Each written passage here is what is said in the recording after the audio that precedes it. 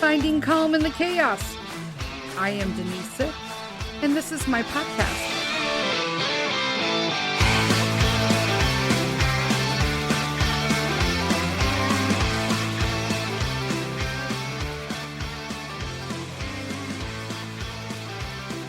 Hello, everybody. Happy Wednesday. Welcome back to another episode of Finding Calm in the Chaos. I'm Denise. Welcome. If it's your first time listening, I have a ton of new listeners, so, thanks Apple Podcast. I don't know, whatever. I don't complain. I'm blessed.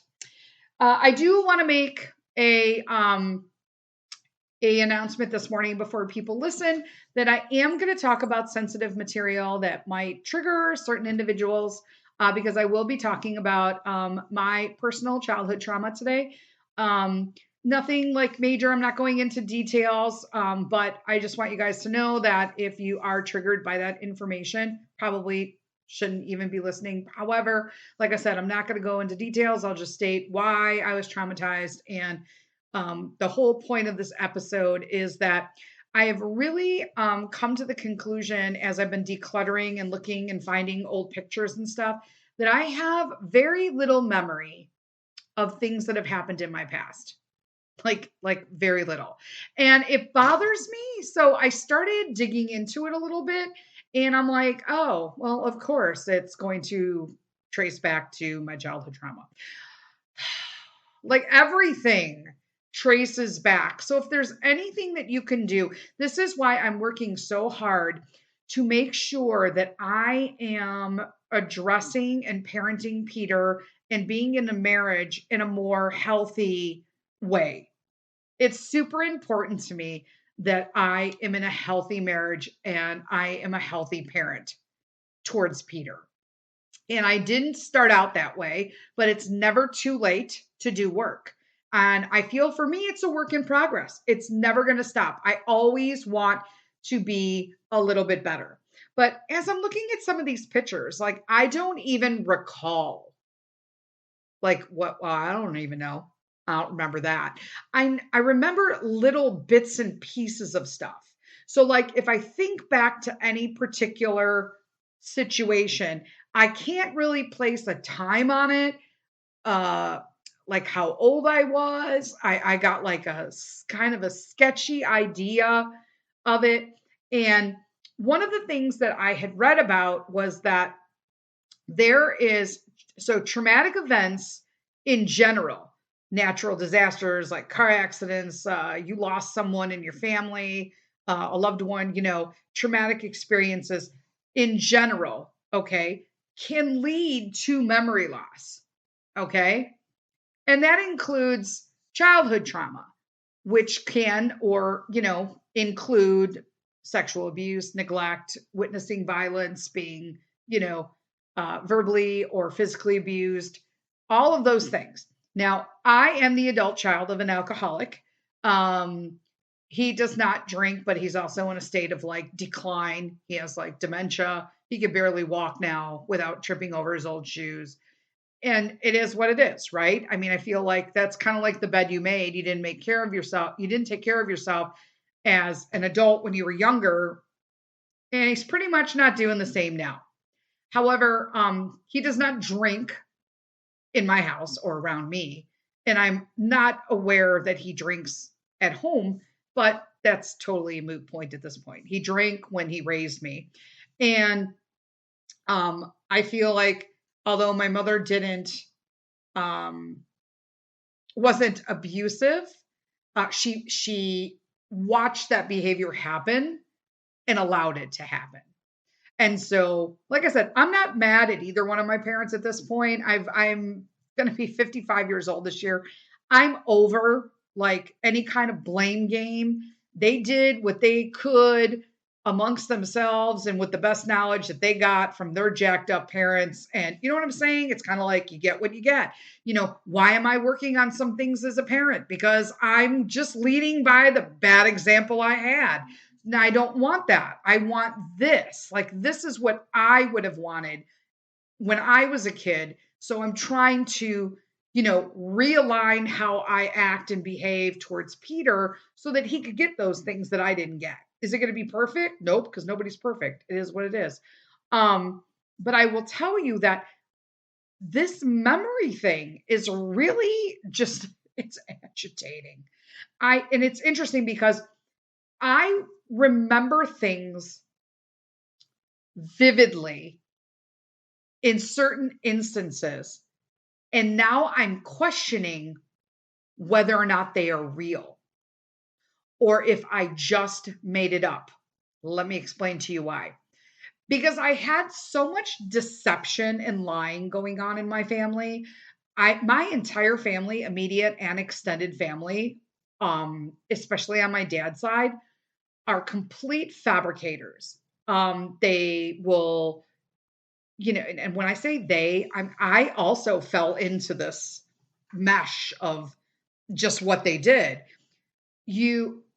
I almost felt at one point especially in grammar school, that I made up this illusion or delusion of this scenario of how I was going to live and who I was going to be, especially in high school, so that I could live, like get through what was going on at home. That's very conducive to a lot of kids that grow up. Just like a lot of people will say that I was a bully in school. I wasn't a bully. I felt like I was like, I almost said justice warrior, but like, not a social justice warrior. I can't believe I was going to say that.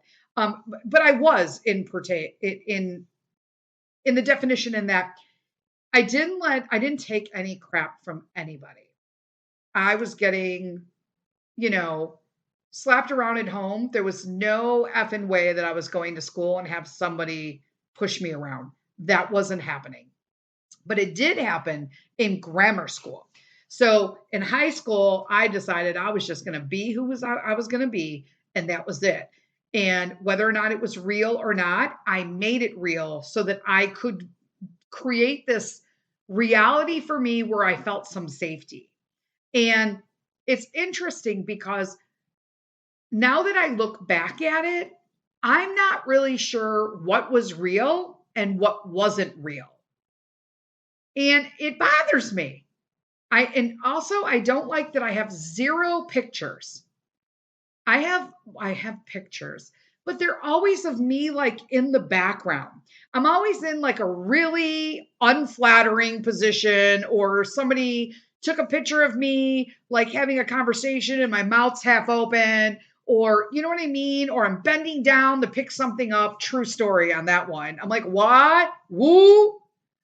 But I don't even really have any pictures of me relative to things that I did.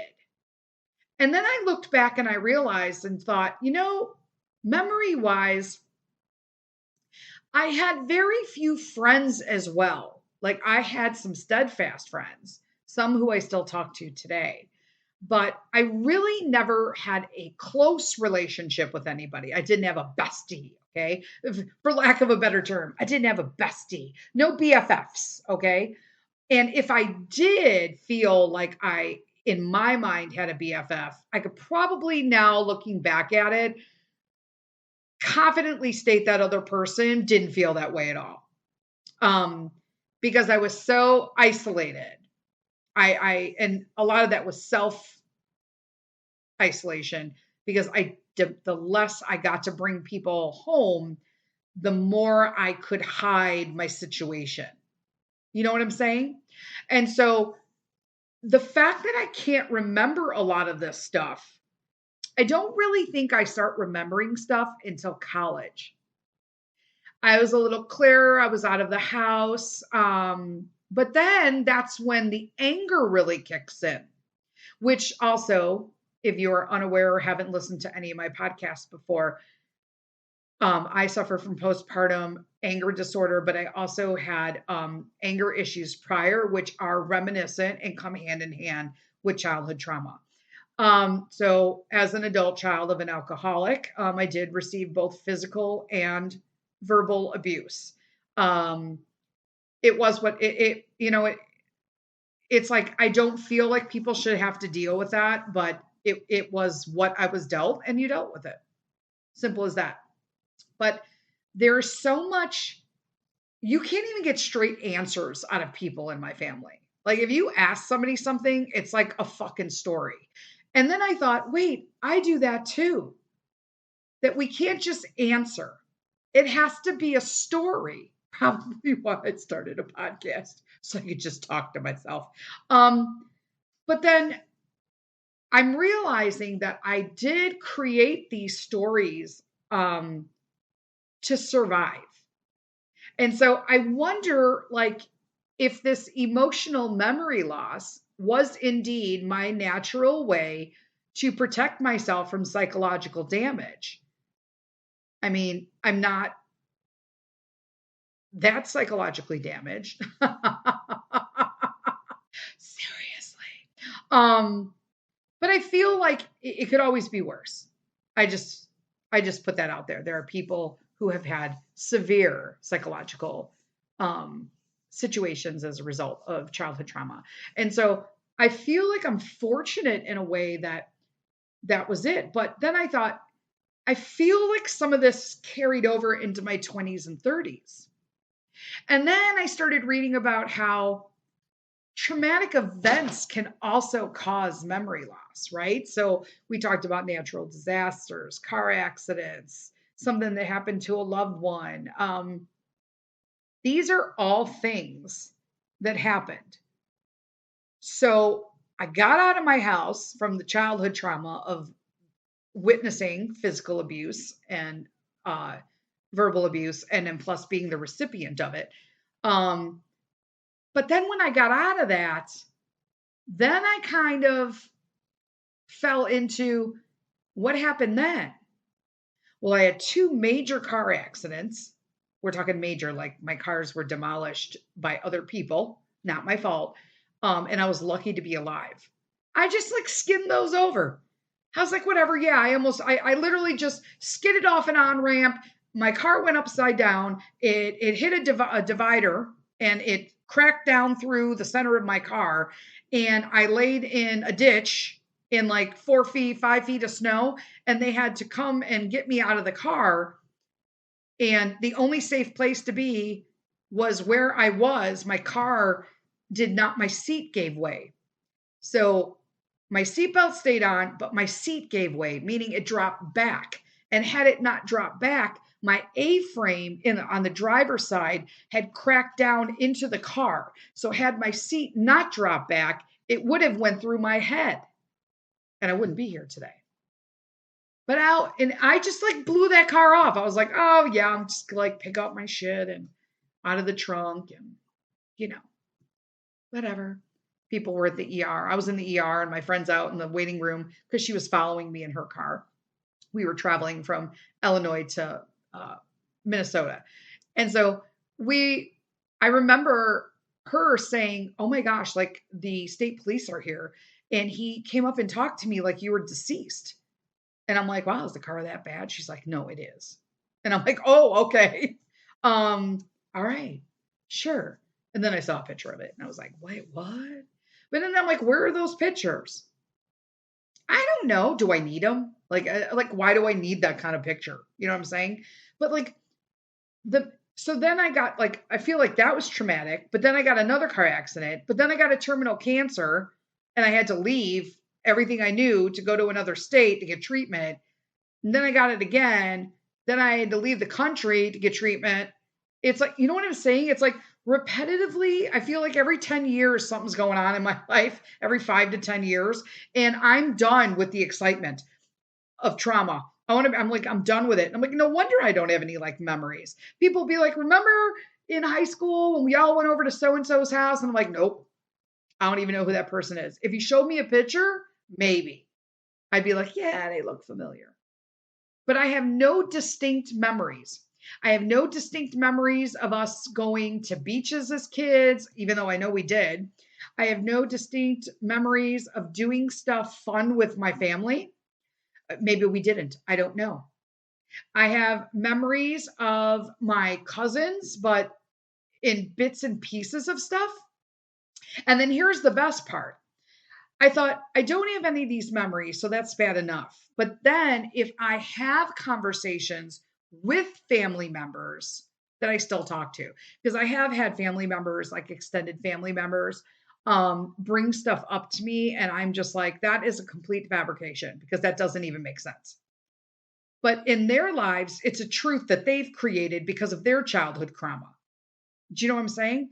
So this perpetuation of trauma and people just creating lives to live through it. But I thought to myself, how much is real and how much is not? And that's why it's super important for me. I know we little story about just remembering pictures are important to me. And one thing I don't do is a lot of people around me about like, oh, you're always taking pictures for Facebook. And but in reality, I'm not. I'm taking pictures to remember a moment to trigger my memory.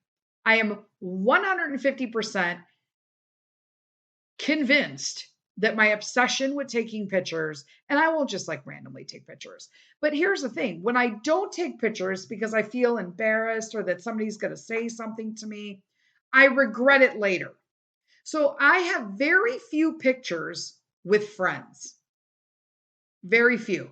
My friends all have tons of pictures with their friends when they go out, but there are very few pictures of me with friends. And I started to analyze that and dig at it a little bit. And I realized, I wonder if it's because I feel like it will create a memory for me in that my feelings and what I had put forth in that friendship was way more than that person had in me. Because that's the history for me. But then I thought, I have tons of people I would love to have pictures with, but I freaking don't. Why? Like, I know Michelle listens. Michelle, we have to take pictures, okay? We have no pictures. I have one picture from us from like literally a long time ago. But we need pictures, Michelle. We need pictures, Trish. We need pictures, Denise. Not me, Denise, my friend Denise. That would be weird. You know what I'm saying? I have some pictures with Christy, but she lives in another state. So there's that. And then when I meet Esther and Leslie, we're taking pictures, dang it. I want pictures. And that's why it's important for me. But a little story behind pictures, because now that I'm digging this apart, what I'm trying to do is like figure out why I got either emotionally connected or upset about something that everybody discounted. So when Peter got baptized, it was all rushed. I didn't have a professional photographer. Most people are usually late. You know what I'm saying? It just is what it is. So we went, had him baptized, and went through it all. I'm sure it was flaring and it was miserable and all of that.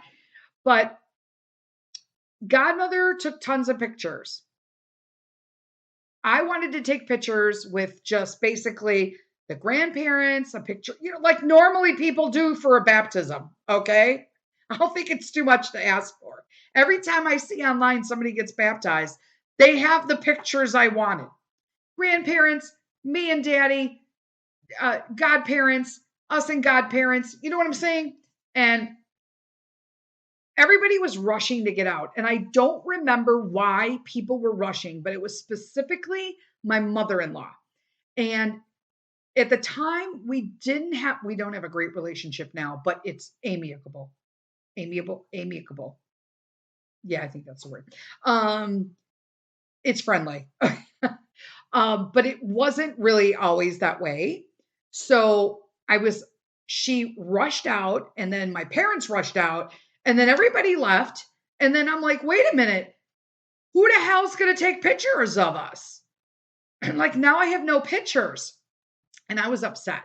And so I went out to the car and I had mentioned it to my husband, and we were buckling Pete in or whatnot. And then his mom was with us. So she's in the back seat. And I remember being really upset and telling telling Mr. Sith, I simply just wanted pictures of us. I don't think that's asking too much.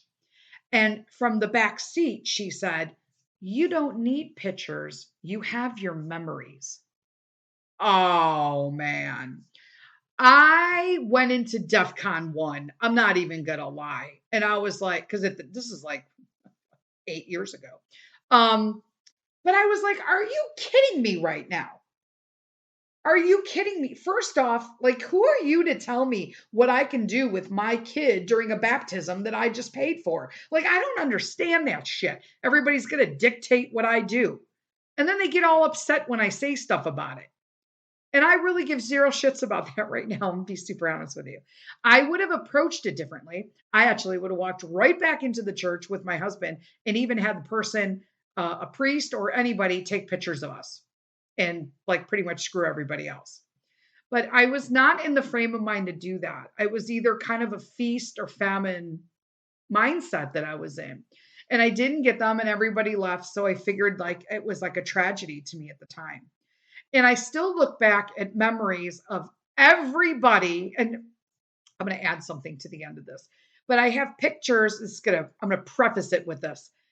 I have pictures that come up on memories of everyone with Peter, but not one person that got all those pictures taken with Peter thought to even ask me, do you guys have pictures with Peter? Because there are no pictures of me and Mr. Sith with Peter for his baptism. And it's infuriating. I mean, I'm not like flipping out like I did, but it's disappointing.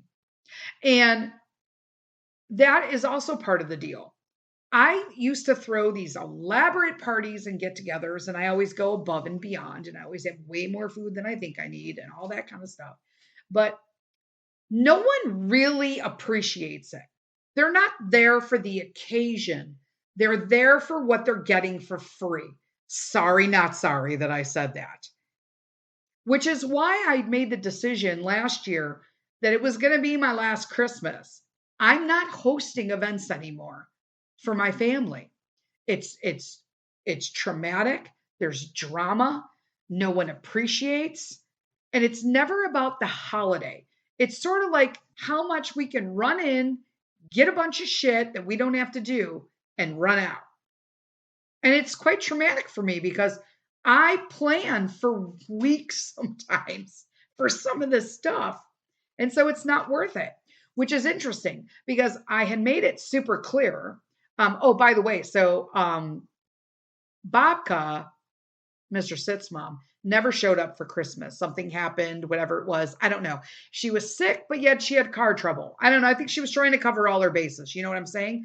But Mr. Sith just went to her house a couple weeks ago, within the last 2 weeks, because I needed to get her Christmas presents out of my office. Not even just a consideration that people purchase things for her because we love her. That's the kind of stuff I'm done with. And so I told them no more holidays. Like all the holidays we do are going to just be us. So what do you think happened? What do you think happened? Oh, just so you know, I'm not doing any kind of endorsement today. I'm just rambling on because we don't have time. I'll tell you what happened is that Easter's coming up and I was like, we're doing nothing for Easter. Like we're going to go have dinner somewhere. And then Babka called my husband, Mr. Sith, her son, and was just like, yeah, I'm going to come for Easter. Okay, I'm sorry. Am I, for the people in the back who are having trouble hearing me, I'm not hosting any more holidays. Hello? Can you hear me? And so Mr. Sith, who cannot say no to anyone in his family, even though some of them are complete assholes, because he's just that kind of guy. He's super nice, okay? He goes, oh, and my mom said that she was coming for Easter. And I'm like, I'm not cooking for Easter. Like, wait a minute. I thought we were going to make reservations at the country club. Like, I'm done. I'm like, wait, what? Like, the audacity. Not, hey, are you hosting? No, I'm sorry. I'm not making a freaking like butterflied lamb on the grill. I'm not doing lamb chops this year. I'm not doing lamb chops with it's like I make elaborate stuff, okay? I made a lemon cake one year and melted down gumdrops in mini cupcake things to shape them like flowers. Not even joking. I wish I was. You know what I'm saying? I'm like, no. So then I said, well, shit, if she can come here, but like, I guess now we're taking her to dinner. I mean, how fucking rude, right? Again, no endorsements, so I can throw the F bomb. But I was just like, this is the stuff I told Mr. Sith. We have to put our foot down. I'm not hosting any more parties. Like, I may have people over for Peter's birthdays, but that's it. That's it. I'm not hosting holidays anymore unless it's for us. That does not include your mother, my parents, my sisters, your sisters, nobody. It's just that, like me, you, the kid, and the dogs. That's what we're doing, unless there are extraneous circumstances. But I'm not going out of my way to do all of this shit anymore. Next year or this year, Christmas, people are getting gift cards and they're going to be super disappointed because I'm not doing it anymore. They're all older anyway. They bitch about what they get. They don't, I mean, they're appreciative. But like, what do you get teenagers? People, I mean, the girls, the two oldest nieces, they're like they're going to be over 19 and 20 this year. Well, dude, here's a gift card. Knock yourself out. You're an adult now. Like, buy stuff for, your nephew or, that kind of stuff. You don't need to buy nothing for me. It's just not worth it anymore. And we're trying to decrease, hence the decluttering of the house, so that we can actually make more experiences or just fix up our house and make it our home, like truly our home, like what we want it to be wholeheartedly. And it's just interesting that like I pedaled way to the side on that one there. So let me reel myself back. But it all boils down to memories. I want to include, I feel like I can get a much better grip on memories and understanding what's going on now and retaining those, our trip to Europe last year. I remember everything from that. And that's because it was a pleasant experience that did not cause me trauma. Now, I had some days I flared up and whatnot, but, it was at least a positive experience. So I'm finding that in those instances where I created the memory with Mr. Sith or Peter or both, that I'm remembering those memories.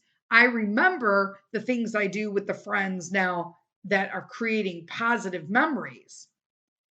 But don't come in here and tell me that we did something or I did something and it was 25 years ago, because number one, don't throw something in my face that like was 25 years ago. Like we're not even, neither one of us should be that same person.